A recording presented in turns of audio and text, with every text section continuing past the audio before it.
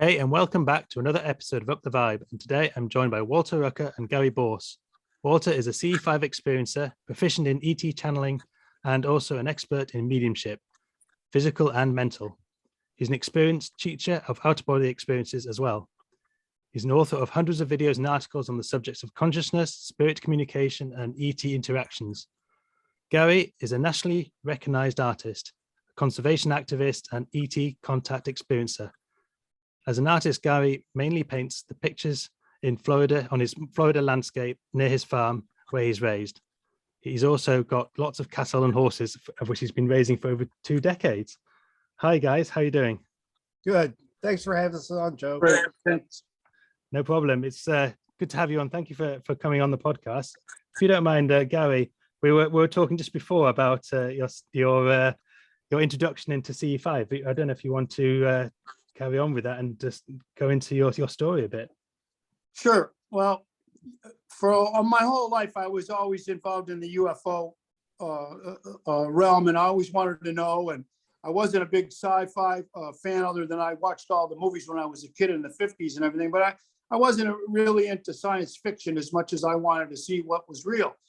So, when Eric von Daniken came out in 1968 or 69 with his Chariots of the Gods, that changed everything for me and got me involved in ancient civilization and all. And then for years, I went on with my life and did all these things, raised kids, ran businesses and everything. And then I moved down here, and after a while, I was having some experiences, but didn't realize that they were extraterrestrials while I was learning the constellations, because I could finally see the stars where I live now, and I couldn't see them in the city in Chicago. And I was having shooters come across the sky at night when I went out with my cigarette and I look at the stars with my little pen light. And everyone said, well, you see a lot of shooting stars. And I was saying, yeah, that's kind of unusual. That's fun. That's great, But then when I met my wife and she turned me on to Gaia Channel and I saw Dr. Greer in Serious Disclosure, I was brought up to speed on all the UFOlogy stuff that was going on and all the disclosure movement and everything that I had totally left in the dust. And I was back involved again. And when Dr. Greer said that CE5 is 100% repeatable and anybody can do it, and you can make contact with extraterrestrials, having them just seeing that they're real on my bucket list, I jumped on it right away. So I went and bought his app. I had only a mag light and myself in a chair outside for my first time. And as I sat down, I was meditating. It was one of those beautiful nights with no clouds, and stars were out. It was beautiful. Excuse me, my alarm's going off to remind me. So I'm sitting in the chair and I closed my eyes for maybe 5 minutes, a little more maybe. And I kind of said like a little prayer, and I'm asking him to come, and I'm saying, listen, I got to know if this is real. You guys got to come and really show me, because it means a lot. It's going to change everything. If you show me that you're real and I can talk to you guys, that will just absolutely be unbelievable. So as I did that, I opened my eyes and I took my mag light between my legs and I aimed it at the sky, and I just started flicking and flashing it. This is one of those long beams. I mean, really, really could see it really go out there, and a lot of power. And within just a few minutes, there was a flash over my house, and I just jumped out of my chair and I said, oh my God, that's real. What I saw is real. Holy cow. And then there was a shooter. And then that just like lifted me up again. And then I saw another one. And then I saw a flash, and then I just started crying. I mean, I could just feel all this energy all over me, and I could feel the buzz. It's like you just have this buzz that you're just so excited. It's so over the top. And I don't know if that was created by myself or by my own excitement, or if they were actually lifting me up to that vibrational level. We had that happen here at a CE5, where one of my first timers was here, and he had the same experience, where he was feeling the vibrations all over his body. And all of a sudden, I got a message by the Chirpas that said, look up, we're above you right now. And I told everybody to look up. They're right above us. And we all looked up, and there was the ship right above us. So, and everyone just went wild and freaked out. So, I mean, falling down, like, it's just unbelievable when these things happen. Yeah. And that's why when that happened, and I started calling my friends right away, hey, ET's real. You guys got to come out here and see this. ET's real. I saw them. They're right here. They'll come. If all you got to do is ask for them, and they come, and they're laughing. They go, "What are you talking about? You're crazy. What's going on with you?" You know, hey, listen, you guys got to come out here. Come on out here Saturday night. I want to show you something. You know. So finally, a lot of people laughing, thinking I lost my mind. I was doing drugs. You know. So here I am by myself trying to figure out how I can get other people involved. And I'm watching all the videos and the lectures from Dr. Greer. I'm reading all the books and everything. And I'm calling all my friends. And finally, I start getting tricklings of people that are interested in this, plus some of my really close friends. And we started sitting out in groups. And every time we had a group, it was phenomenal. Everything that we did all these years, for the last 5 years now, has just been fantastic and loving and just really fun for everybody, because the beings are real and they will interact with you if you are sincere and you have that real true desire from your heart. You got to open your heart up. You have to not be afraid, and you have to be saying, hey, look, I want to know what's real, and I'd like to make friends with you guys. I'll share what I'm doing in my studio, and you can see what I'm doing and see what I'm listening to and the music. I'll play some songs for you and stuff. And then, you know, maybe you guys can give me some stuff back and tell me what you're doing, where you live, and give me an idea what your place looks like and what you guys do for a living, if you do anything. So, you know, we started having all these experiences, and to this day, I mean, I've been involved with all kinds of C5 groups and pages. I'm going to be doing a trip to Mount Shasta soon with some friends, and it's just been phenomenal. I built a big patio in the back, 32-foot octagon with a 6-foot fire pit in the middle that we could sit in with our feet so we could stay warm. And we're doing our groups out there now. It's just evolved into this unbelievable experience that I want to share with people. And I want all my friends and my family to have the same type of experiences that I had. I mean, you know, some of my other things that had happened to me, my most personal, close to God experience was the same type of thing when I was eating my dinner and I was going to go outside, and I was all excited to go out and do this by myself one night. And I'm eating my soup and I'm playing the app and I'm playing the crop circle sounds. And as soon as I walked outside, I had the same type of flash over the house. And I just jumped up with joy. I was so excited. And this is just after I had started doing it a few months, I think. And I was so excited. I grabbed the phone and I went to call my then girlfriend, who's now my wife, to tell her that they were outside waiting for me. And as soon as I sat down on the chair, 2 orbs appeared in the tree in front of me, one the size of a basketball, about maybe 16, 17 feet in the air up in the top of this tree. And the other one next to it, about 4 or 5 feet away, was about the size of a 12-inch softball. And they were both oscillating and they were both rotating. They were beautiful, pearly blue white. And immediately upon seeing that, out of the tree itself started shooting at me firework flash bulbs in my face, one after another. And I had 12 to 20 bulbs that went off, and each one of them had 10 or 12 dots around them, and they were all even. They were all identical. Each one of them had the same thing, was all the same. And what happened to me was I was completely paralyzed and covered in this liquid love plasma, and I couldn't move. And tears were rolling down my face, and I was enraptured, the real rapture. I mean, in love, like you never could ever possibly dream. Like you're inside of the divine. You're inside of all of creation. Something that you could never, ever possibly describe. You have to actually feel that and experience it. And that lasted. I mean, I think I was walking around is stunned, and I had tears in my eyes, crying for probably 1.5 hours, 2 hours after that experience, because it had overwhelmed me physically. It was the most incredible physical experience that I ever had in my life. So, you know, and when that happens, it changes everything. Yeah. So now, from that point, I realized that they had done something to me. They must have touched my DNA in some way and changed, altered something with me. But now I was totally connected to them, to this certain group of beings, this certain civilization. I don't know if that's my Chirpa friends. I don't know if that's my dead family that came in the ship, but I know definitely that was a ship that showed up, and they opened up the door and everybody came out to give me a cosmic hug, because that's exactly what happened. And I experienced that. It just changed my life, and I want everyone to have that experience. Wow, what a great advert for CE5. Yeah, if you have that want and that desire to meet this non-human intelligence, you can. Yeah, Yeah. Definitely. And Walter, have you got a similar story to tell with your CE5? Not even close. Not even close.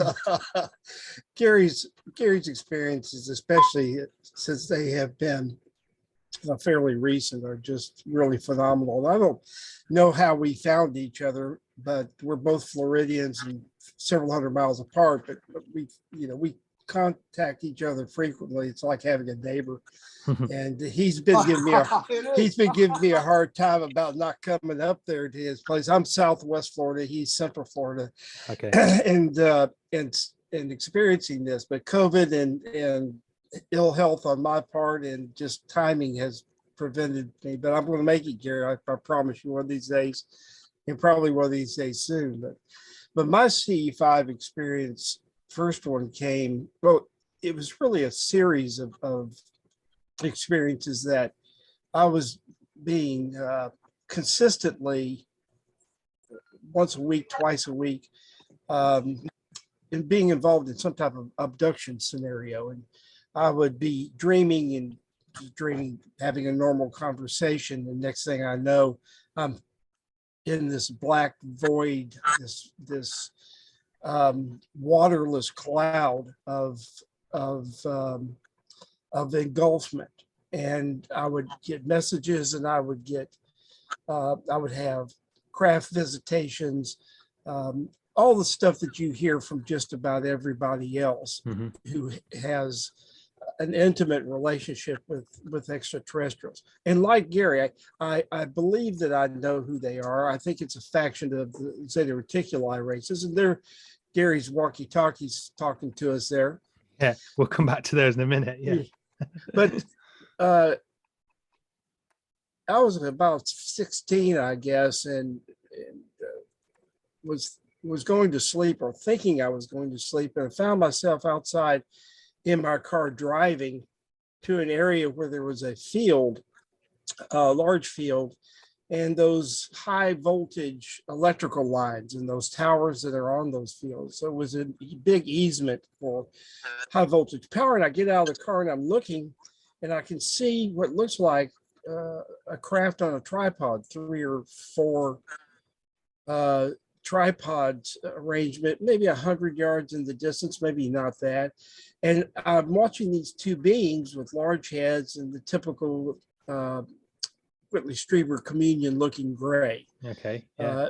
I'm watching these beings, and all of a sudden I see them turn to look at me, and they just jump directly into my focus as if I had a pair of binoculars that I drew them in on. And I'm looking at these beings, they're looking at me, and they're unhappy. They're wondering, I can hear them wondering, what is he doing here? Why is he here? And I'm sitting there thinking, well, what am I doing here? What am I here for? About the same time, a third being exits the craft, and they seem to be doing some kind of work around it at the base and whatnot. And the next thing I know, I'm back in my car. I'm driving in the rain, just pouring buckets back to my house. I'm physically not driving, the car's driving itself, is the best way I can say it. Okay. And the next thing I know, I'm waking up in the morning and I'm drenched. Right. There's been no rain outside all night long. I'm drenched in my pajamas or whatever I had on that I was wearing, and a very, very clear memory of having this CE5 encounter. From there, I kind of went off in a different direction than what Gary did. Gary goes for a lot of direct ET contact. I went into the mediumship world and started looking at physical mediums and mental mediums, ones who claim to have contact, ones that we know are having contact by the content that they're providing. that is far superior technically than the content of the medium itself would it be able to provide. And watching how that grows, we're in a period right now where extraterrestrial interaction and communication through physical mediumship, through mental mediumship, is starting to really ramp up. And I think it's part of the nature of the times that we start to have better understanding about our extraterrestrial neighbors, the universe in general, the metaverse in particular. And so these metaphysical times that we're going through, I think that you see a lot of people having the same kinds of conversations that we're having today, more and more all the time. Mhm. And yes, it's getting easier to talk about. In 1967, when I had my CE5 high voltage encounter, this was not the thing that you mentioned anywhere because it never could come up in a conversation. No one ever started Wow. a conversation. And was it called CE5 at the time, or was it called No, something else? gosh, no. No, It was not. It had no CE5's name at all. No. Yes, it had no name at all. Yeah. I just had an encounter. And matter of fact, I had no name for it. And like Gary, I got married. I had kids. You know, I went off and did my business. I kind of forgot about it almost completely, and it didn't come back to me in its entirety for. Well, I'm 69 years of age, about 62. So for some 40 some odd years, it disappeared from my life as being important. And I don't remember how I got back to it being important, but all of a sudden I was in an interview one day and somebody asked me about it. If I ever had a C5 experience, it just like a light bulb went off. I went, yeah, I sure have. And let me tell you about it. And I was just like, I was talking to myself because I didn't remember the details until I finished it, remembered it, you know, quite particularly. Yeah, there does seem to be a bit of that around, of people like having these experiences and then suddenly like forgetting it, and then it sort of comes back to them later in life. That doesn't seem unusual, would you say? No, I think that seems to be the case with a lot of contactees. Yeah. Is that the importance of the event, and you would Yes. think it would be one of the most important events of your life. It certainly is mine, as Gary has said, it certainly was in his life.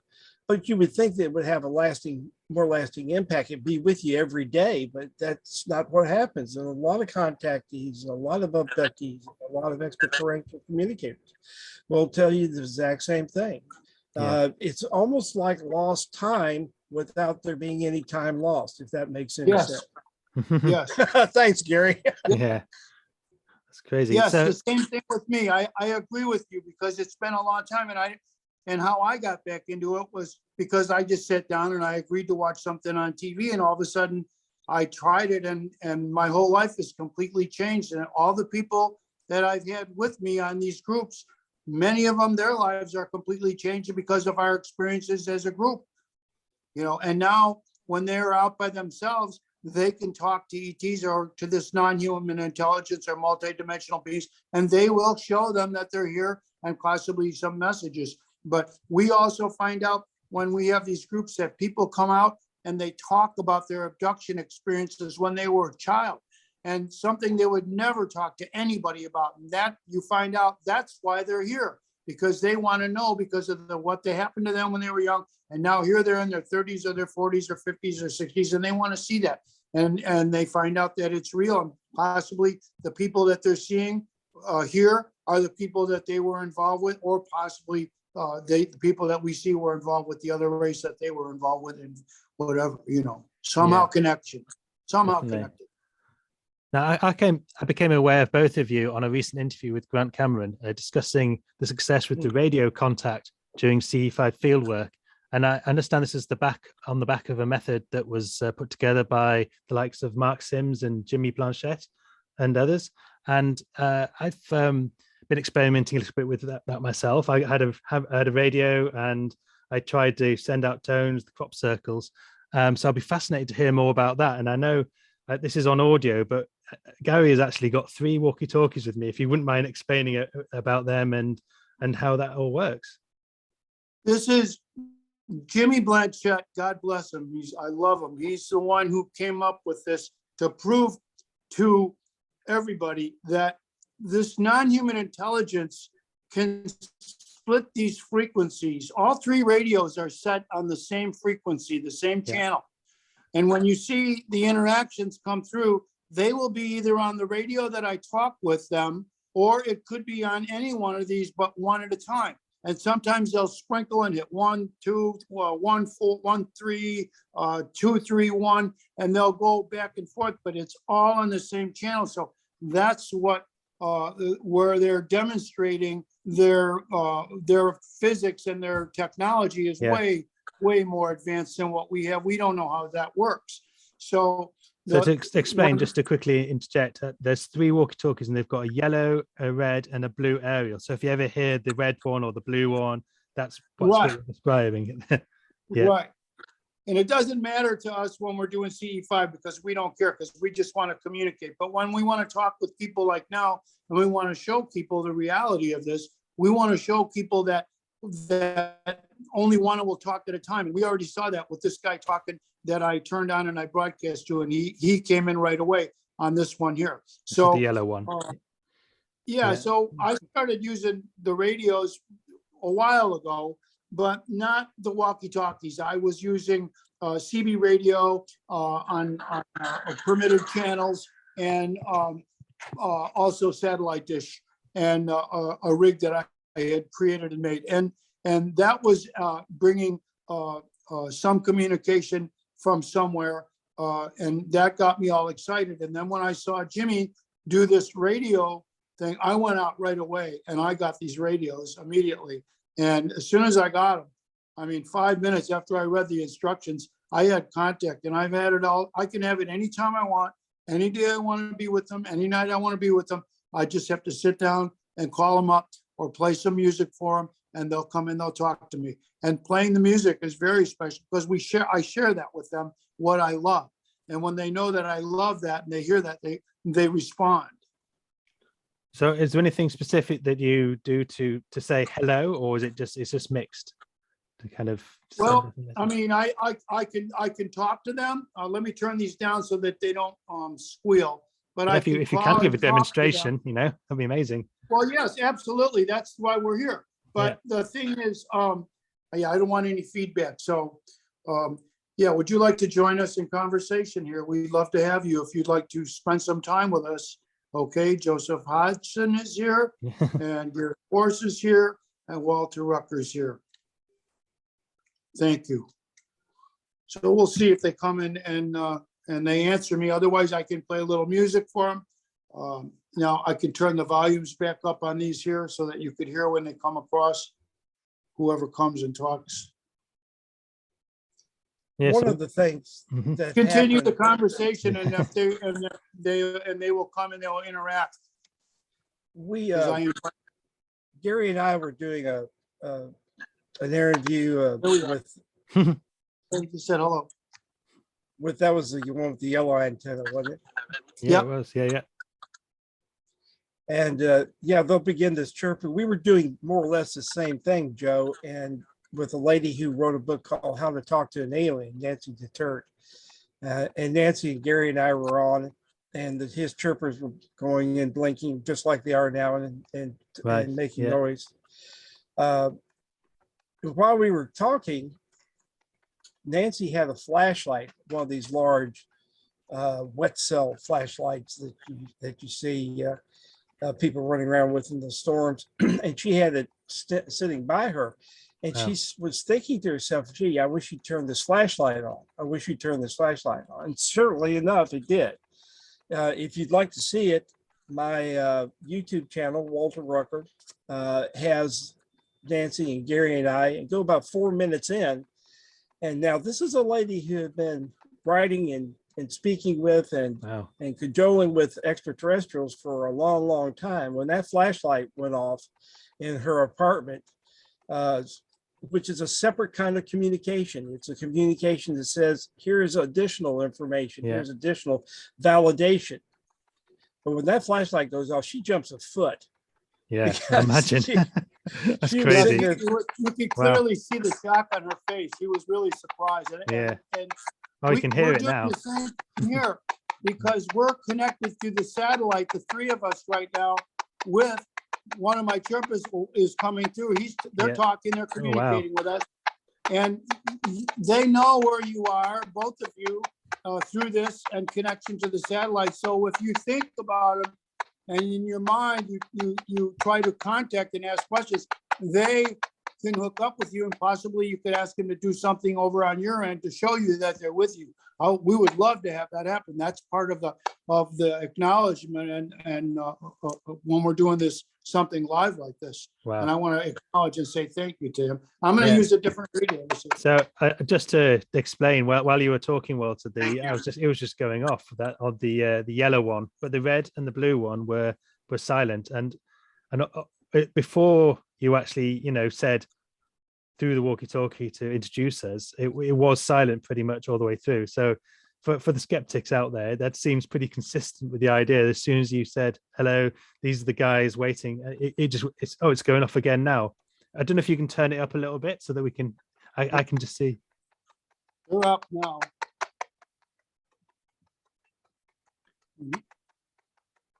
Yeah, so I'm hoping that gets picked up. But it's going well. Let's just say it's going nuts, isn't it? Really, the flashing green lights. Is there anything you can decode from that? Do you feel, or is there like one bleep for yes, two bleeps for no, sort of thing? The chitter chatter. If I pick it up and talk and say something, they'll respond. Thank you for joining us. I don't think that we've actually picked up on a Morse code kind of thing. Gary and I have talked about this quite a bit. And Jimmy Blanchett's doing a really good job of stretching this research, trying to figure out, is this a language? What are they saying? What are their intentions? What does it say about the phenomena? Are we missing an interpretation that's right in front of our eyes? Is it a difficult interpretation that we have to really work on and maybe have some type of frequency readings and recording to be able to keep up with what they're saying and what they're intentioning. Then there's the other side of this, Joe, and that is they're not really communicating other than just saying hi. They're just making noise, like a spirit does sometimes, just kind of walks through your house and there he is and there he's gone. And there's not a whole lot that can be said about the interpretation of the chirpers. It's an unknown. And I think that with a number of different variations of things that could be interpreted by these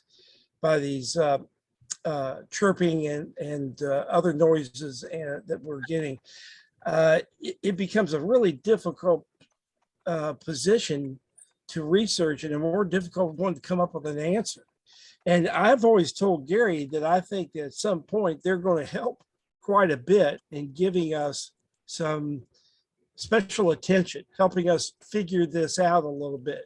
Not cheating in a sense, but just saying, well, okay, here's a little help. Maybe this, that, or the other will get you going in a direction where we can make some interpretations. But right now, I think that all the interpretations that we get are the ones that we place on these soundings and these.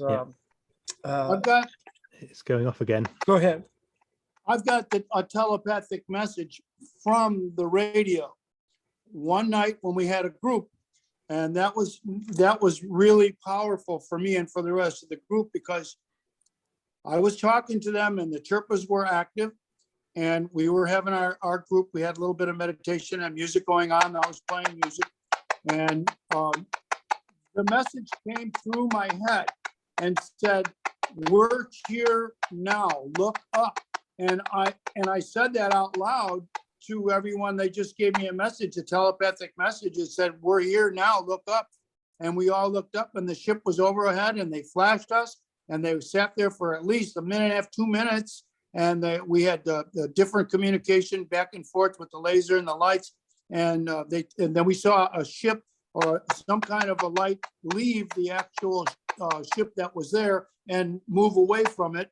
And then we saw the lights get really bright and then dim, and then they faded out and they left. And then as they were moving, they threw a shooting star out the window and blew everybody away. And I remember telling one guy, I said, "Tony, that was for you." And he loved it. I just wonder that was his baptism. I just wonder if the yellow radio is now telling you, "Yeah, that was me, Gary." Yep. Someone's He gonna do says that was me. That's exactly what he's saying. That was us. it. Yeah. So, there's so many different civilizations, and I've experienced many of them since I've been doing this, because they all manifest in different kinds of ways. To give you an example, what happened to us in one group, and this is one of the most. We've lost Gary. Here There you're back again. Hold on a second, I just lost it. Safe driving mode. Oh, cancel. I don't know what happened here with the Zoom. We've still got you Microphone on is audio. I'll try and edit this little bit, this interjection out. What drove you into getting into I have to podcasting? come back. Joe, what generated your interest in doing this kind of work in podcasting? Well, it's I guess when in 2019, when I started to really kind of open up and that really realized that something else was going on out there than what we were being told, I had a number of messages that came through to me in a weird sort of download fashion.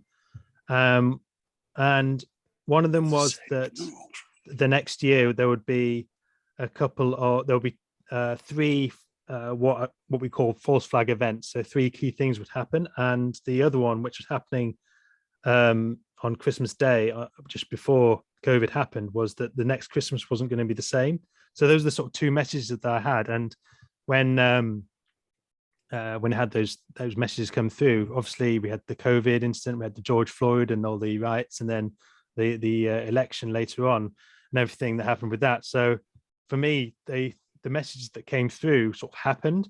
But another message that happened as well during 2019 was I had these kind of visions of myself, it was sort of standing and speaking on a pulpit, a weird thing, a kind of a future vision of myself. And I thought, this is, I don't know, some sort of message from somewhere to say, do this. This is your kind of a path to go on. So I'm sort of like, I feel like I had an intuition, a path to go on, and I'm just following that path and seeing where it goes at the moment. But I feel like because of the messages that I had that seem to have come true, I feel like I have to honor that and listen. And I guess the same is prior to 2019, in the sense that choosing where to live, what job to have, who I've married, and lots of other things that have come from that kind of inner voice that kind of tells you, that kind of guide. And I guess it's more recently that I've become more spiritual, but I've always had that relationship with some sort of higher voice that's sort of guiding me through life a little bit. And this is something that I'm choosing to do, and I'm hoping that I give something back to the community, to the world, and hopefully I'm good enough at it that I can get a bit of an audience. So I'm really enjoying it and listening to you guys. So Gary, you're back. Yeah. I had the alarm went off, and I went to hit the alarm to turn that off, and it made me leave the meeting. Then I went on safe driving mode and said, "You're driving," and then you had to leave the meeting. Okay. I'm just for doing that to me. Playing with me. No problem. So what I was going to say was that one of the group things that was very, very important, an experience that we all had, and I think there was about 10 of us that night. We had all got set up and ready to do CE5, and I had these chimeneas going with the little fire in each one of them, and we were to keep warm. It was cold out. Everyone had blankets and sleeping bags in their chairs, and we were all in a big, huge circle in the driveway, and I forgot my cup of tea, and I forgot my laser, so I ran back into the house. I don't know if this guy's involved with this. Yeah. And I ran back into the house and got my stuff, and I came outside, and someone said, there was a flash, and they know it wasn't a plane. And I said, they're here. Because all week long, I was having these experiences, these crazy synchronicity things happened to me that were so bizarre. And what they were doing is they were setting me up. They were setting me up for this group event that we were having. And we were excited because we had people from Canada coming and other people that I had, that are friends that wanted to get involved in CE5. So during the week, I was watching my telephone, and I was watching The Daily Show, and I was watching Trevor Noah while I was eating my soup. And on the back of him, behind his desk, was the little banner on the screen that said what the story was about. And the story that he was dealing with was Chinese genetic engineering. So in behind him, it said genetically modified humans was written on the screen behind him. And as I was looking at that, and I was eating my soup, it came up onto my screen, genetically modified humans like your tweet. And I spit my soup. I was, what? I'm looking at both of these words are lined up exactly the same on my phone. One is coming from a broadcast that I'm watching. The other one comes from Twitter. So I didn't realize that I had made a tweet that morning on one of the UFO disclosure sites. And so then right away after that happened, they came back on, they said, genetically modified humans is following you. And then I just blew it. That just blew me out, blew me right out of the water, because I'm looking right at him making that broadcast, and it's right behind him. So then a couple of days later, I'm in the studio, and I'm working and I'm cleaning, and people are coming. So I'm getting chairs out and stuff and getting ready for our group. And I find this mug sitting underneath in the cabinet. I pull it out and I go, oh, that's a good mug. I think I'll put that up on the table, and I'll bring that in the house. I could use that, when people are here. So I lay it up on the table, and then I thought, oh, I haven't looked at my phone for a couple hours. I got to see if I have any messages. So I picked up my phone, and the people that were coming had messaged me, and they said, we're at the art museum, and we just bought one of your mugs in the gift shop. And I said, what? And I looked at the mug that I was looking at, and I took a picture of it, and I sent it back, and I said, is this the mug you bought? And they said, yes. And my head just was spinning around like Linda Blair in The Exorcist. I mean, how could this possibly happen to me? And this is 2 in a row, right? This is two in a row.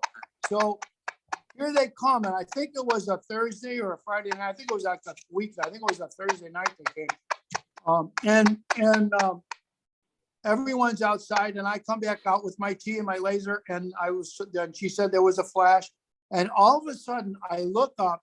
And I'm looking right north at Polaris, and I could see above Polaris these two bright lights, way brighter than Polaris, and they were coming towards us. And I could feel it. And I said, E.T., they're here they come. And I pointed, and it was like, I was like the guy on stage saying, E.T., enter stage left. And here comes these two lights in the sky, and they are booking. They're going really fast. And they come right over our head. And as soon as I got over our head, they stopped. And the third light went on, and everyone screams, the triangle. It's the big triangle. And we're all hollering, and everyone's reaching for cameras and stuff and tripping over each other. And all of a sudden, it starts to spin and do some crazy shit. These lights start doing something. And they moved over the house and over the field. And then they started going out over Ocala. And then they're spinning and turns into this four-sided pyramid with a bottom. And it's upside down, this pointing down, and it's spinning around like a top, just spinning and spinning and spinning, and it's orange. And all of a sudden it starts to wobble like the top is going to fall down. It's going to fall over. Oh, yeah, look out, it's going to fall.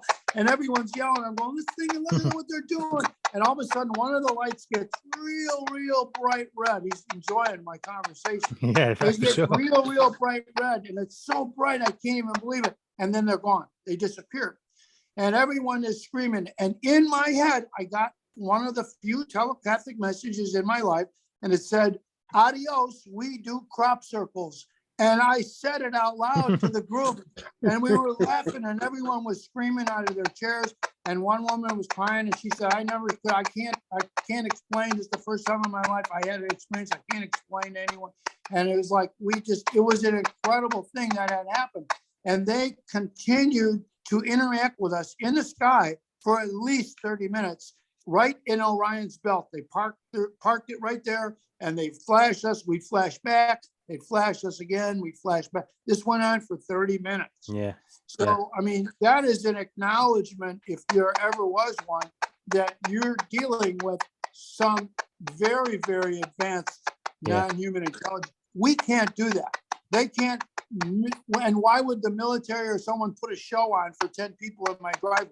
We had experience with non-human intelligence that was just so outrageous that there's just no explanation. And it definitely wasn't swamp gas. Yeah, well, I moved here for the swamp gas.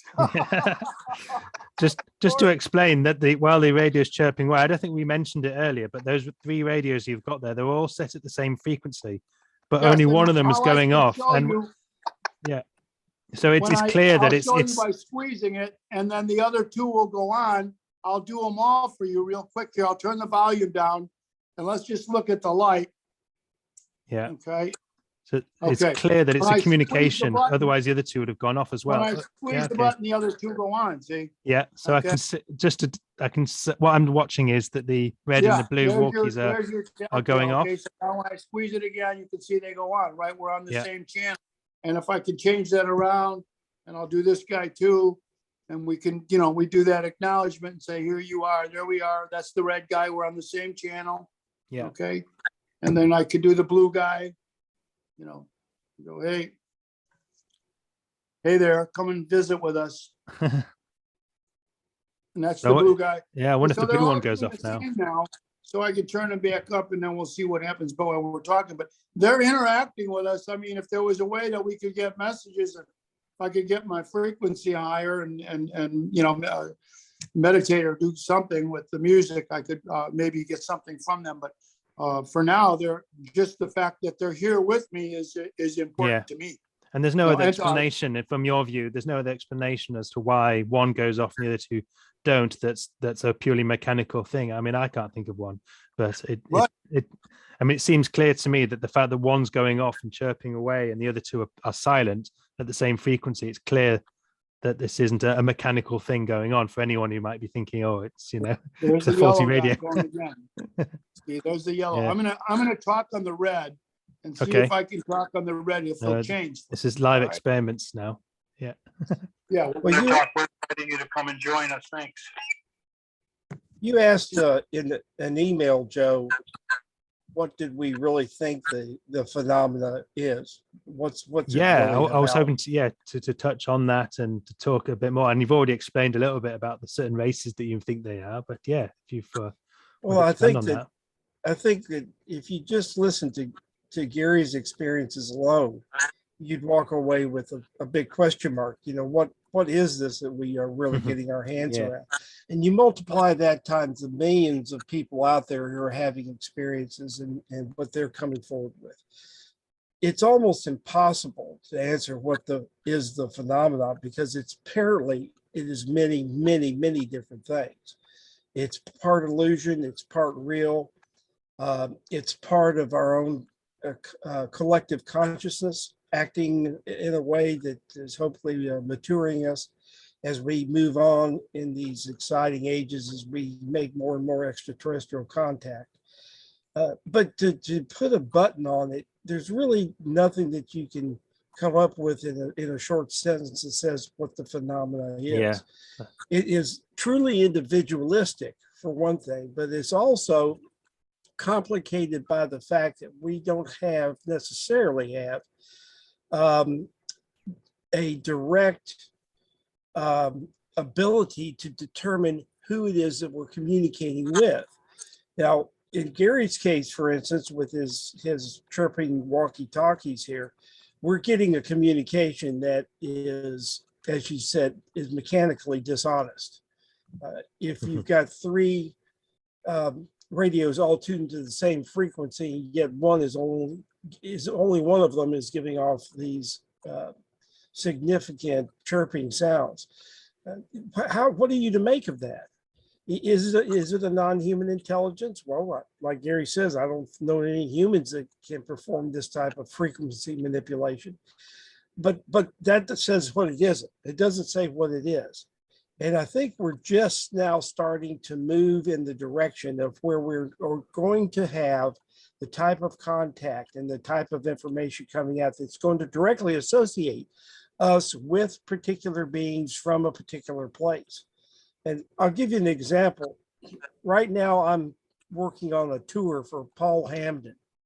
And Paul is a physical medium who is written about 1,500 or 1,700 pages on communication with the Zeta beings. He does a seance style sitting in red light, and he gets overcome by the Zeta beings, and they speak and they talk and they do Q&A.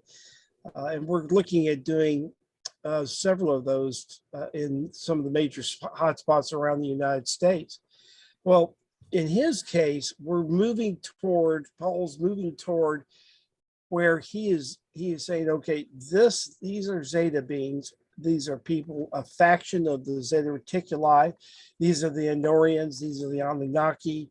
In other words, he's able, through a feeling of energy and also by self-identification, these races are coming forward and saying to us, hey, we're from here. This is who we are. This is how we interact. Here are the problems that we're having interacting. Here are the places that we're interacting. We all are different beings. We all have different sets of troublesome interference with our communication with the human race that we all have to figure out how to do. So getting back to your question, what is the phenomena? There's no telling what it actually is. It's you have to put a face on it. I would say that it is humankind's way of dealing with the extraterrestrial question while living within the illusion of physical reality.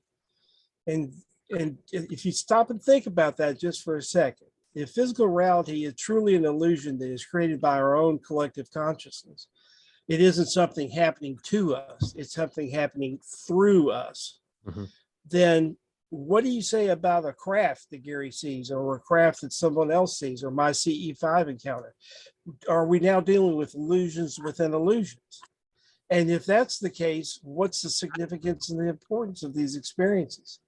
So when you get away from saying, gosh, I really got to know what the phenomena is, and you back up and say, well, how's this working for me? What am I changing?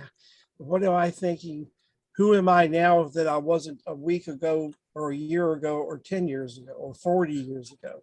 And how are these things affecting me?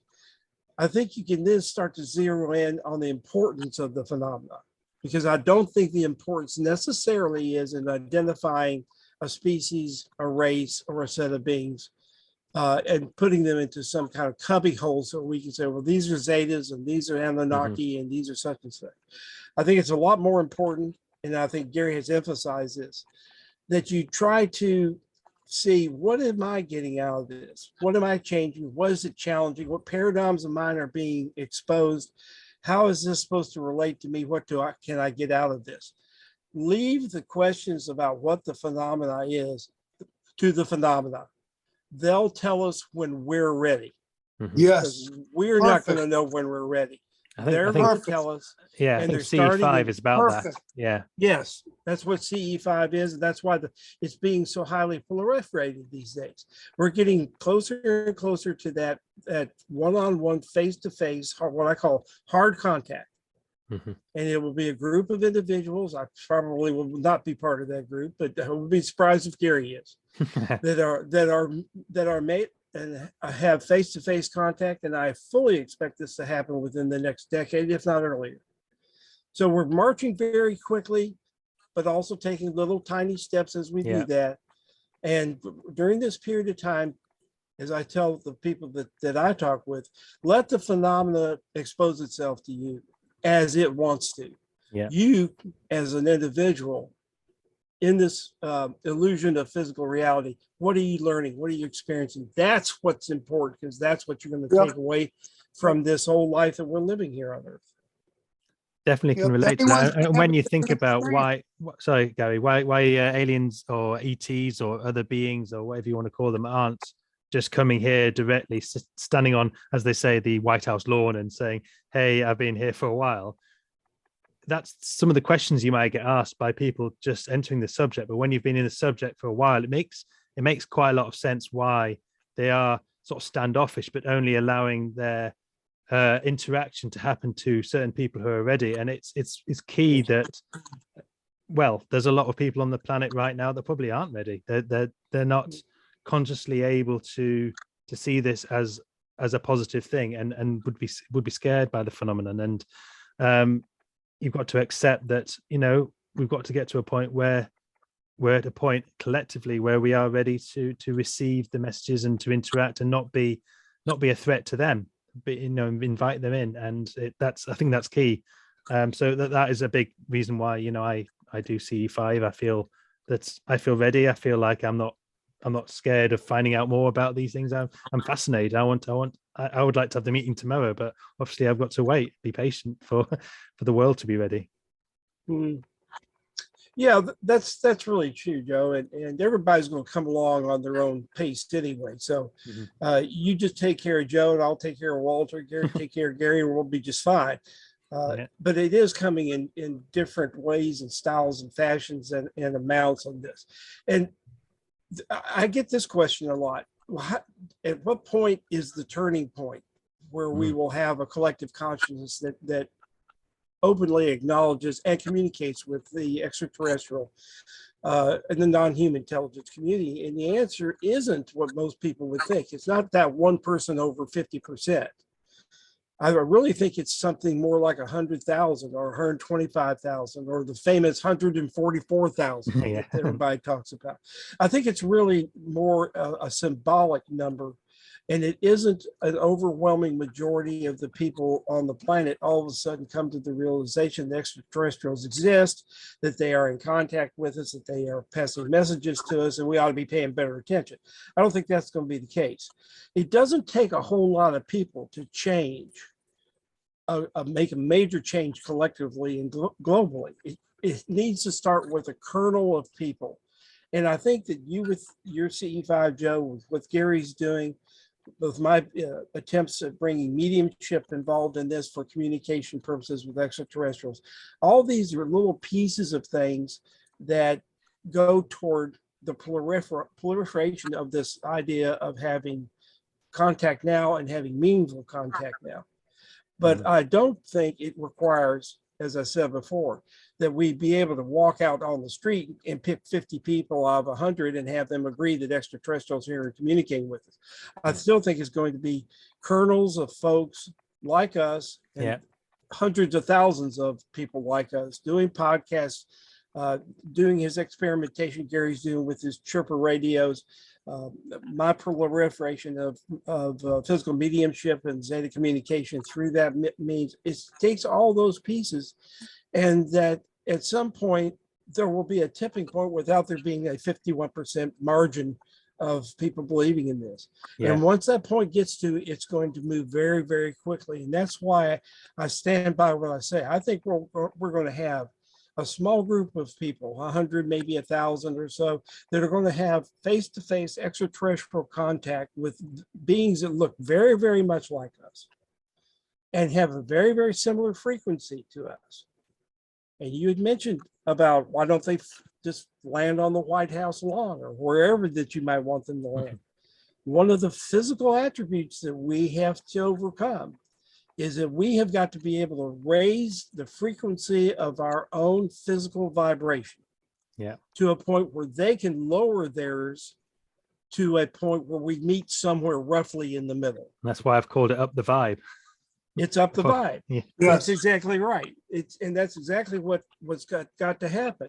And it's starting to happen. Do you think it's connected to the kind of, I guess about the description of 3D to 5D consciousness, the third density to fifth density, and how much we've expanded through 4D into the 5D? Do you think it's all connected to that as well, in terms of, as you say, this sort of picture of humanity being ready?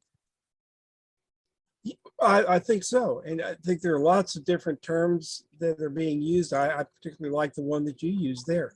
But I think that's exactly what's happening. And I think that there's still going to be a lot of people that will go through life that we will know, their friends and family, that just never get the hint. It wasn't a part of their experience to be here during this. Their experience for physical reality had a different path than ours. Yeah. That doesn't mean they aren't paying attention. That doesn't mean they aren't listening. That doesn't mean they're not thinking about it, because they're doing all those things, whether they think you're nuts or crazy or on drugs. They But I think still the are. stigma is ending now a little bit, luckily. I think it is too. Yeah. And I look to people like Grant Cameron and others who are really jumping into the consciousness part of this equation, Yeah. rather than the nuts and bolts part of the equation. Are there nuts and bolt craft? Absolutely. Are there craft that are etheric in nature? Absolutely.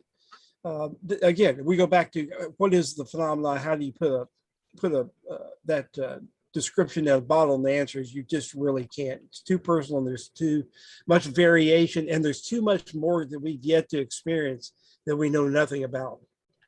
Definitely.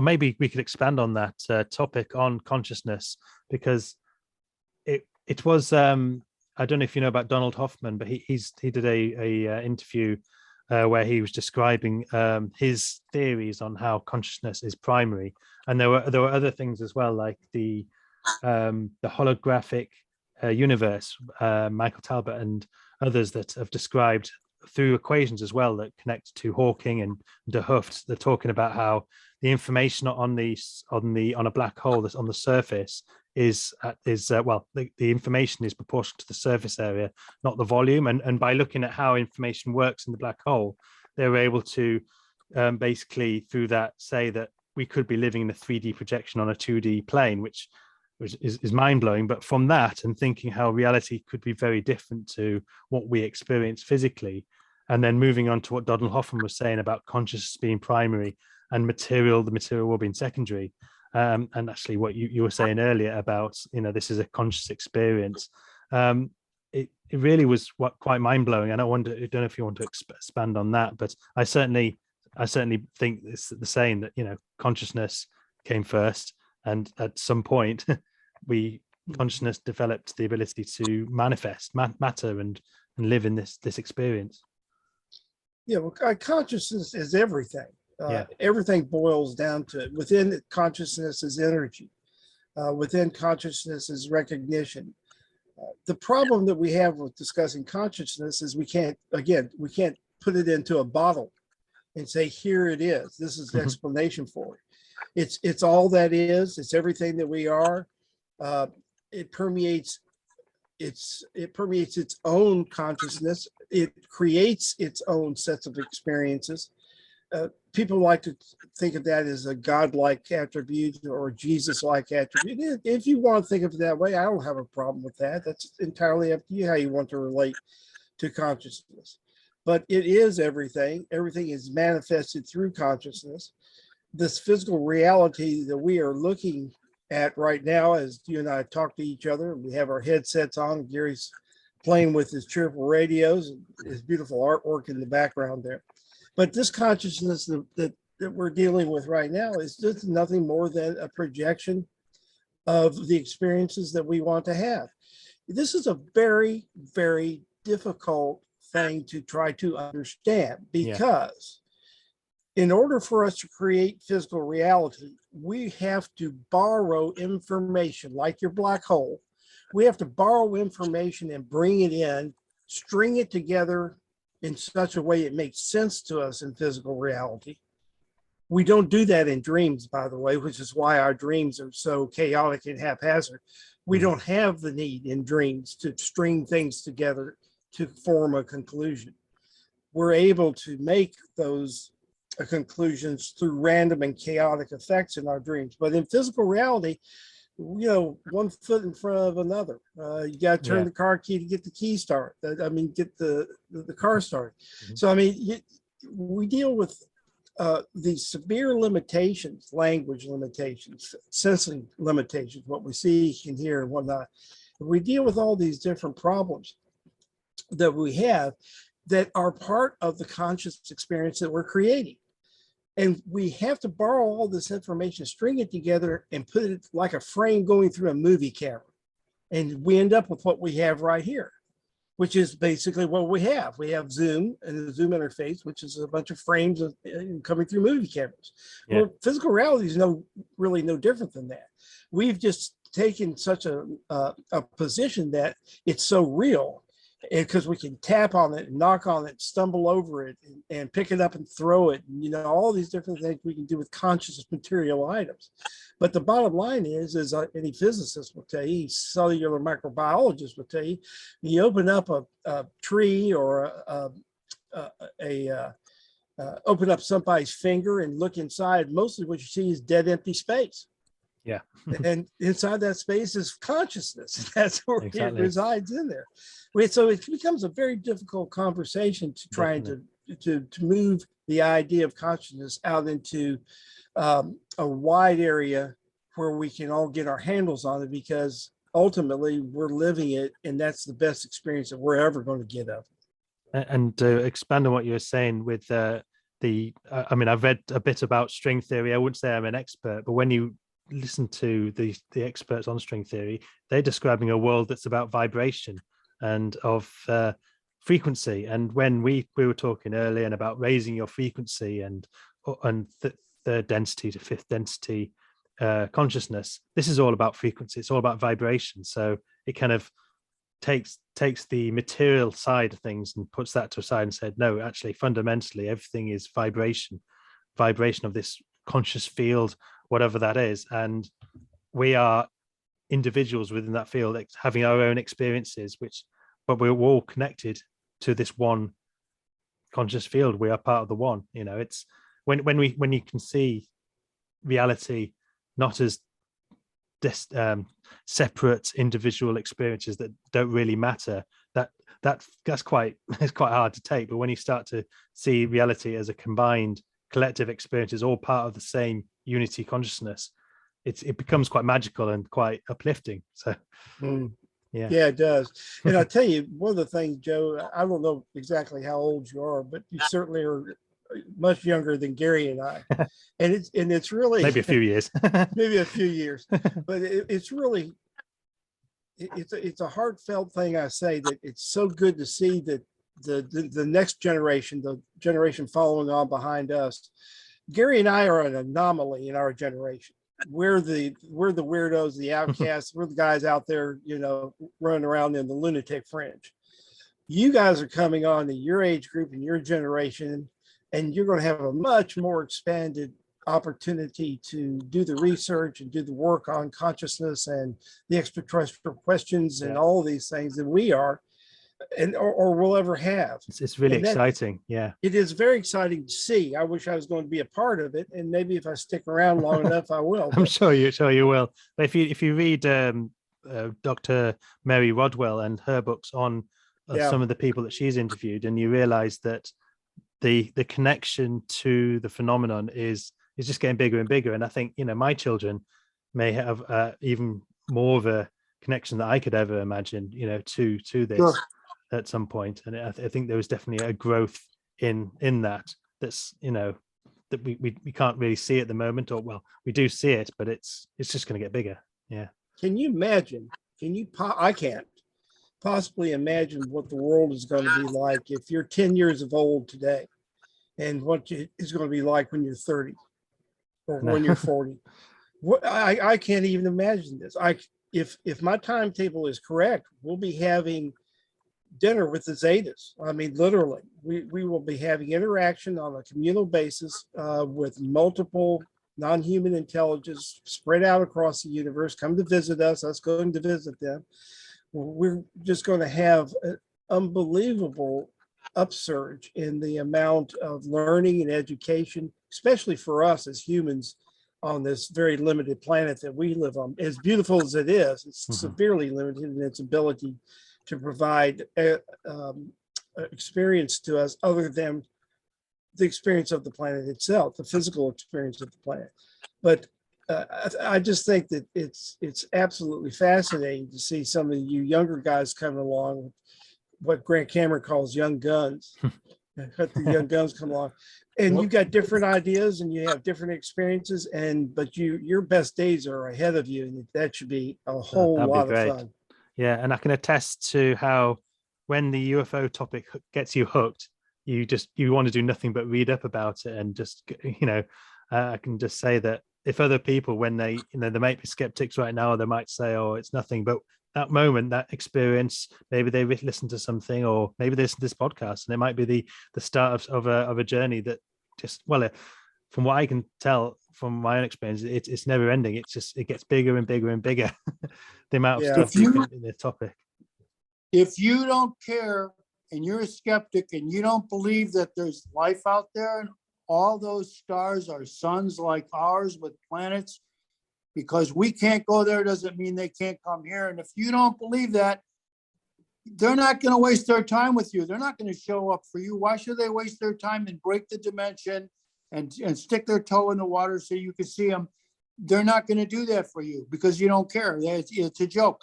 They also have a sense of humor, some of the civilizations anyway that I've encountered. But in the reality, you have to be ready. You have to want to have the contact with them, and you got to really open up your heart. If you can sit down and listen to music and get yourself into a spot where you'll bring tears to your eyes because you feel so much love or gratitude, mostly the gratitude is a big deal. Gratitude for your life, or love for someone that you lost, or someone that you know that's hurting right now or something, and you bring tears to your eyes while you're sitting out there under the stars and asking for them, they will feel that through you, because that's your vibration now, as high as you can get it in that area of the love.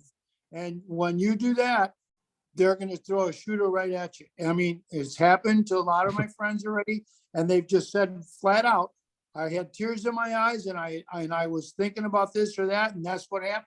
So that's reality, and it happens to us a lot. I mean, I can do it almost all the time, because that's why I choose certain pieces of music to play for them, because I'm a musician, and I can get into the music, feel the music through me. They can either feel the music through me, or they can hear it through the radio, or they can hear it or feel it through the radio vibrations, or whatever, however they're getting it, but they are getting it somehow. And when that happens, then we have an interaction. Now, what's going on the other side? I have no idea.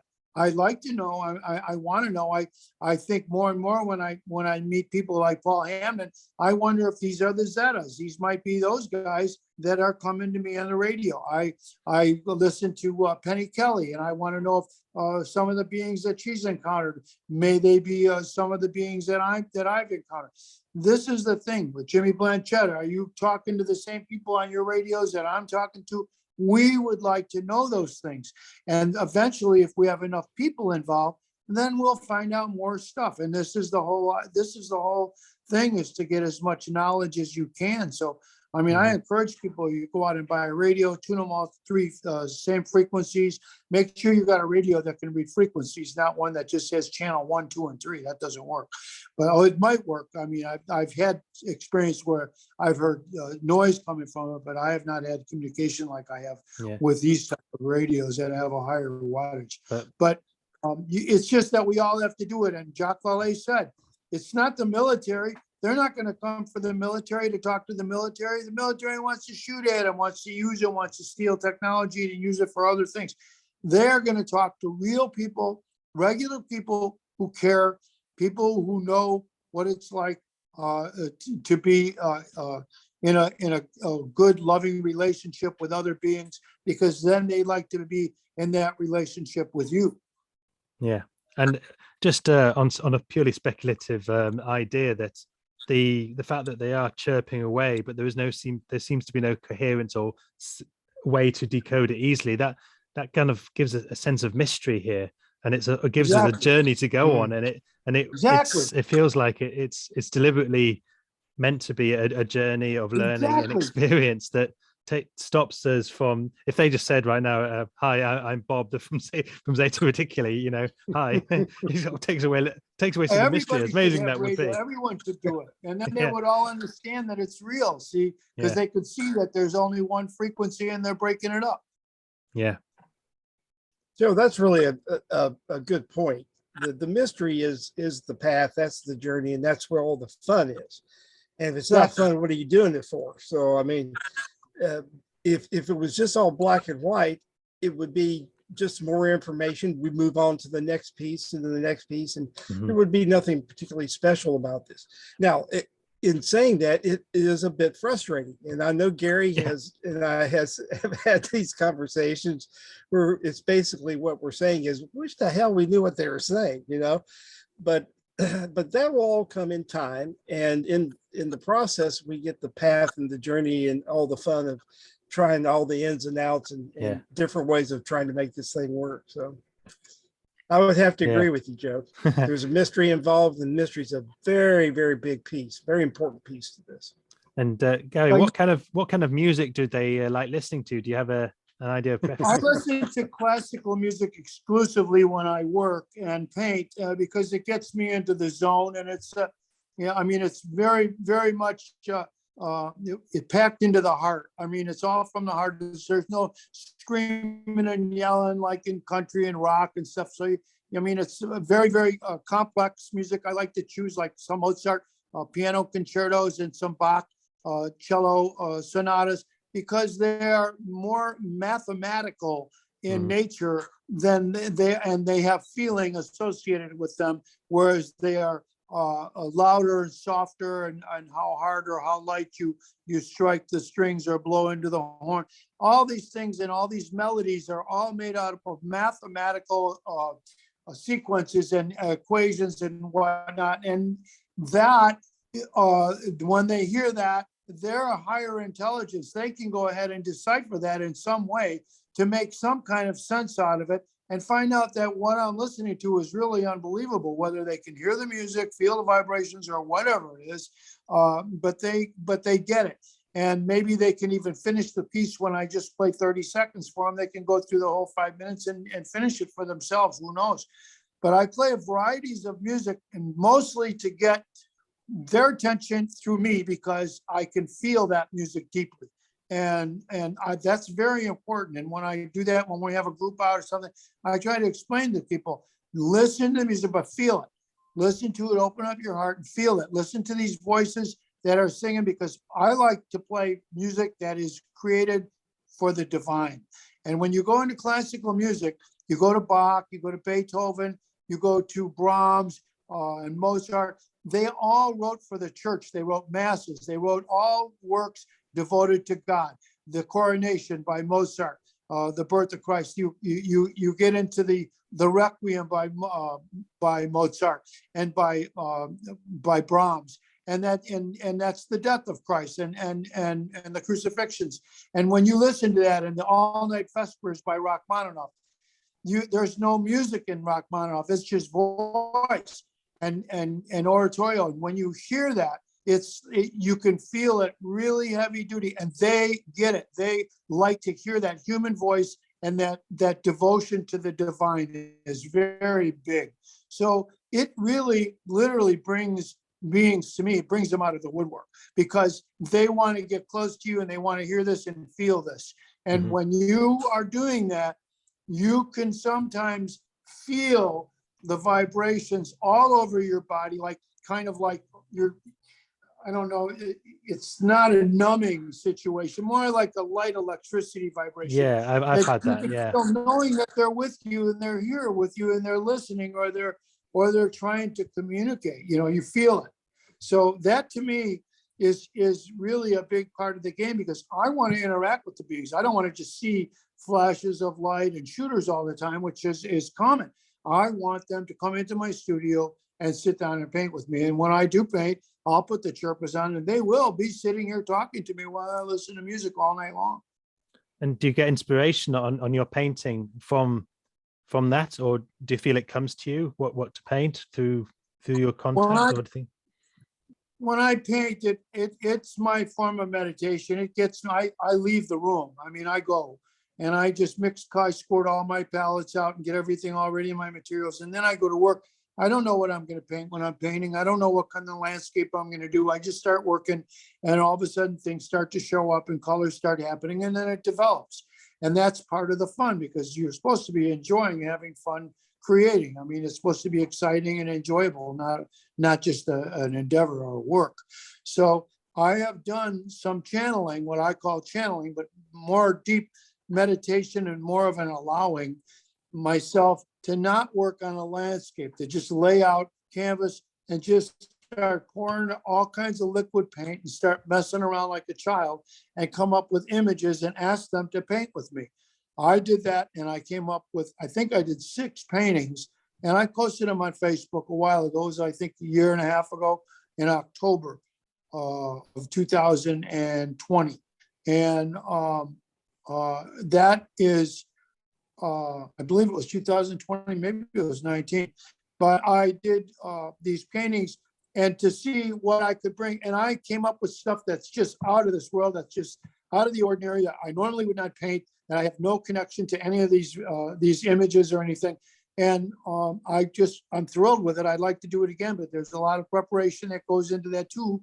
And I have to lock myself away from the rest of the world for a period of time. So I'm not bothered by the dogs or by my wife or by someone calling or coming over or anything like that, and just do that. And I would like to get more deeply into that and have them be more involved, because I want to know I want them to show me, through my craft, through my skills, what is over there from where they are.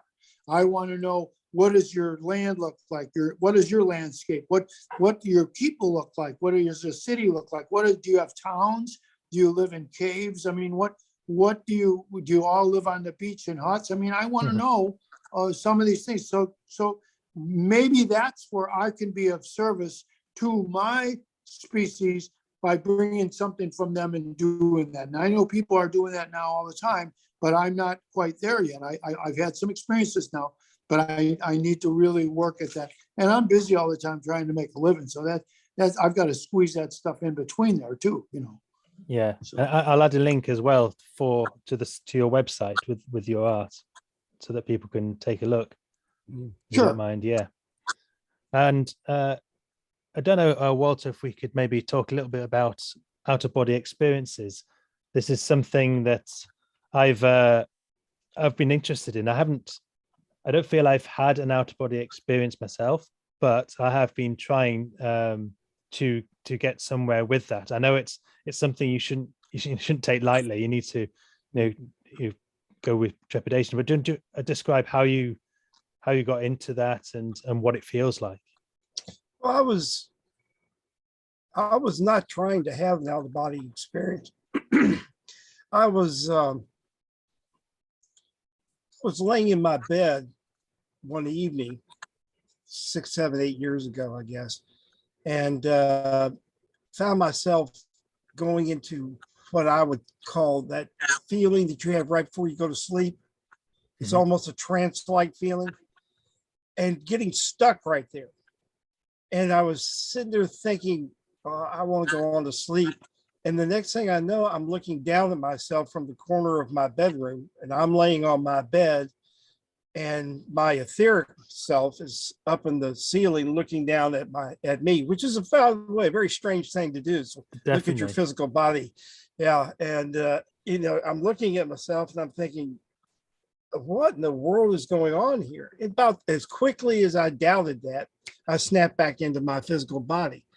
Well, is there anything about that experience that told you that this was you visualizing yourself as an out-of-body experience, rather than visualizing yourself as a memory or like a projection of what you might look like from the corner of the room? Sure. The only thing is the realness of the feeling and the vibration that goes along with that. And that's here we are talking about resonance and vibration and frequency again, which is what I have found, and the way I have taught out-of-body experience to those that are looking for a way to create that astral image of themselves, is I concentrate with my eyes closed on the inside center of my forehead. And when I do that, and if I do it right now, it'll start. So I'm going to open my eyes up. But I get the third eye. It's what I think that people all the way back to the Egyptian times we would call the third eye. I don't know if that's exactly what it is, if it's just an ability to concentrate, if it's really what I'm doing is increasing a frequency that allows me to create separation from my physical body. I haven't figured all that out yet, but this vortex starts spinning, and pretty soon the vibration begins. And when I'm talking about vibration, I'm not talking about a little shaking like it's cold outside. I'm talking about serious vibration. And whenever that starts, I know I'm about ready to pop out. The problem is that it goes back to your first question. How do you know that this is something real and not an image? And there are times when it feels impossibly real. In other words, like it couldn't be anything but a real happening where I'm out of my body doing something with my physical body being back on the bed or back on the sofa or where it happens to be. There are times when I pop out, I don't even know that I've done it. And I had one time where I had the vibrations were starting. I was trying to create an out of body experience. The vibrations were starting. And that's a scary thing. Until you get used to it, you're sitting there shaking, literally. Okay. And your hands are vibrating, your arms are vibrating, your body is literally vibrating. And you start to feel as if you're going to come apart physically. And just about that time during this one particular session, I decided to call it quits. I'd had enough. I just didn't want to go that extra set of frequencies up in order to be able to pop out and have an out of body experience. So I quit. Well, I thought I had quit. I got up from, I was laying on the sofa. I got up from the sofa. I walked outside and noticed that there was a repairman there, and that my typically burnt Florida lawn, Gary will know what I'm talking about here. During the middle of the summer, the Florida lawns around here just all burned up, was green and lush, and it was beautiful. And I laid down on it, and I had these two women come by and start talking to me in this gibberish, and I didn't know what was going on. Then it dawned on me, hey, I didn't miss my out of body experience. I'm having it and didn't know it. I had popped out of my body, was unaware that I had done so, and was just going about what I thought was just being, my daily life for that, and finding that I was having an out of body experience without having these two women weren't. These women were gibbering away, and they weren't aware of you. No, they were aware of me. They were attached at the hip, like what do you call the people like Siamese children? Oh, okay. Attached. Right. They were attached at the hip, sort of like Tweedledee and Tweedledum. Okay. And they come walking down the street, and they turn around and they get in my face, and they just ask me the craziest questions, like, may I, or should you be who you are? And I'm going, what? I'm not understanding any of this. Well, I was out of body at the time, didn't realize it because I had popped out so quickly. So the out of body experience has multiple forms in it. It has the failed out of body experience, where I literally, when I fail to reach an out of body state, I will vibrate and shake. My hands and body will vibrate and shake slightly the rest of the day. It's really kind of a disconcerting feeling. It's not a fun thing. Then you have the out of body experience where you're out of body because you're looking down at yourself on the floor, watching yourself walk away. Or in one case, I was watching myself from the backseat of my car, drive my car, which was kind of fun.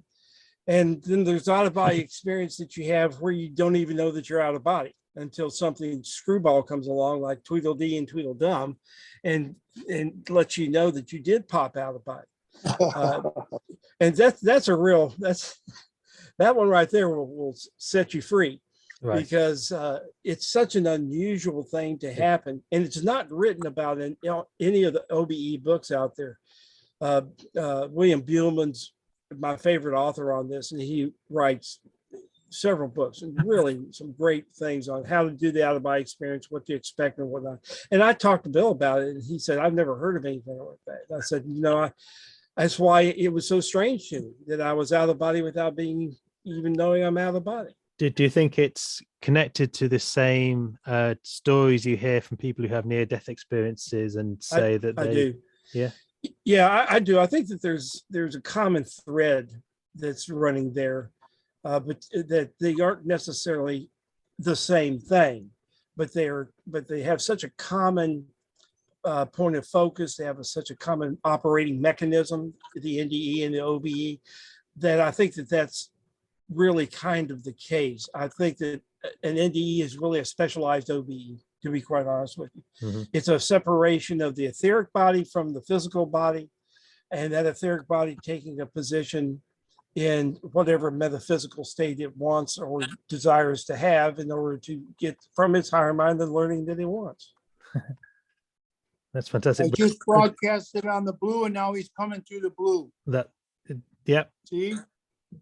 I noticed that it was going through yellow for quite a while. It's been silent for Yep, ages, now, and now, then suddenly, now he's on the blue. I just talked on the blue and he came back on the blue. he's having a little chat now. On the OBE side of things, the is it still going? How do you teach? I wanted to ask, how do you teach OBE to because you said you're a teacher of OBE. Yeah, I teach it by teaching the ideas of frequency manipulation, and that you have to find what you call the third eye, or that point of meditation, or that point where your brain is sitting in an appropriate state that will allow the rest of your body to your physical body and your etheric body, one and the same, non-separable, except under the OBE experience. And you allow the frequency to come in and do its thing. So you're not teaching, it's not like riding a bicycle where you say, okay, get on the bike, pedal round and round and round, keep your balance, point the wheel and such. It's more of, there's a bike, now you have to get on it. You're only going to move if you pedal it. You're only going to turn if you turn the wheel. In other words, it's an instruction for a path to take. And that you hope will click into the majority of your clients or followers or listeners, and they find their own path to the out-of-body experience. And I found that to be very successful. When I wasn't successful, when I was trying to teach a mechanistic viewpoint, try and do it my way, that didn't work. What I had to teach was find your own way. Here's the bike. Here's how you ride the bike. This is how you make it go. But I'm not going to get on the bike with you. Yeah, I think CE5 has similar ideas that you start out with the app, but then you find your own route through it and find your own methods of initiating contact.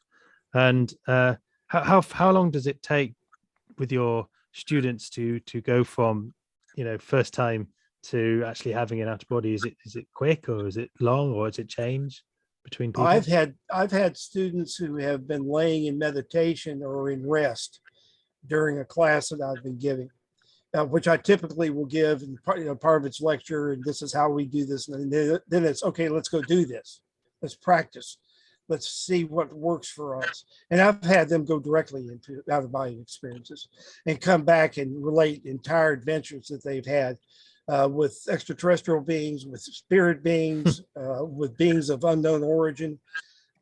I've had them to happen immediately. I've had people who have tried and never get there. Okay, so it is quite varied, but can be quite quick as well at once for certain people.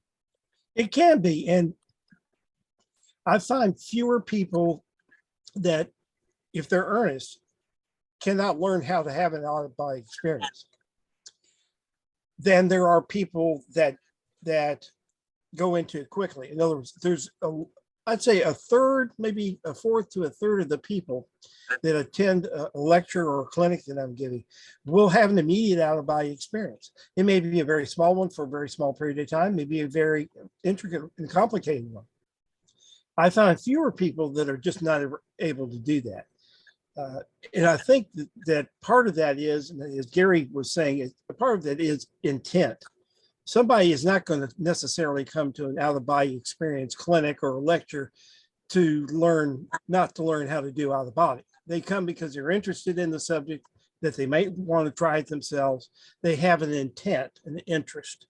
So they bring all the positive vibrations and all of the good things that are necessary for this instruction to work. They bring it with them.